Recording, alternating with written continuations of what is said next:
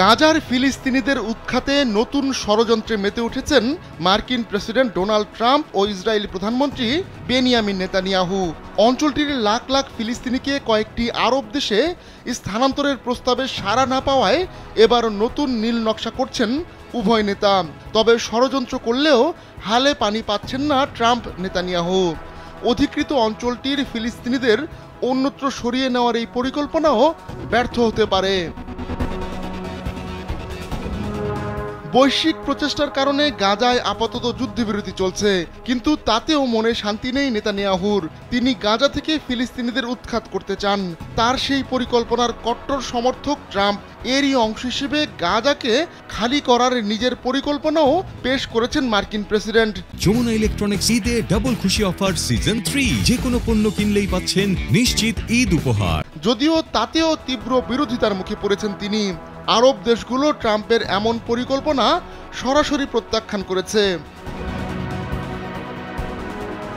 বারবার প্রত্যাখ্যাত হয়ে গাজার ফিলিস্তিনিদের জন্য নতুন আবাসস্থলের কথা চিন্তা করছেন ট্রাম্প ও নেতানিয়াহু।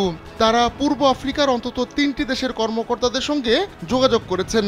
উদ্দেশ্য হচ্ছে গাজার ফিলিস্তিনিদের এসব দেশে স্থানান্তর করা। কর্মকর্তাদের বরাতে ইসরায়েল সম্প্রচার মাধ্যম কান জানায়, এরই মধ্যে মার্কিন ইসরায়েলি প্রস্তাব মুখের উপরে না করে দিয়েছে সুদান।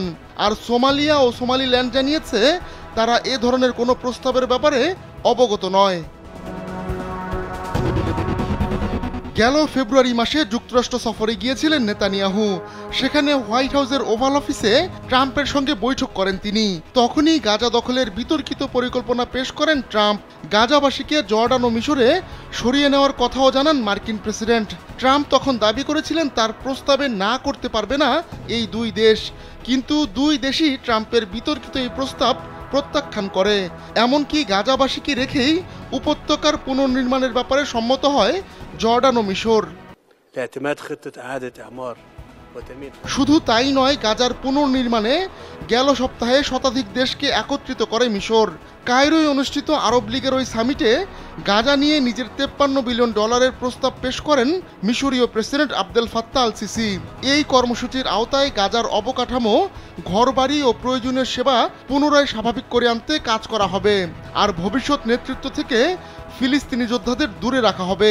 কিন্তু এমন প্রস্তাবে বাঁধ সেধেছে যুক্তরাষ্ট্র ও ইসরায়েল। আহমদুল্লাহ শিকদার, কালবেলা।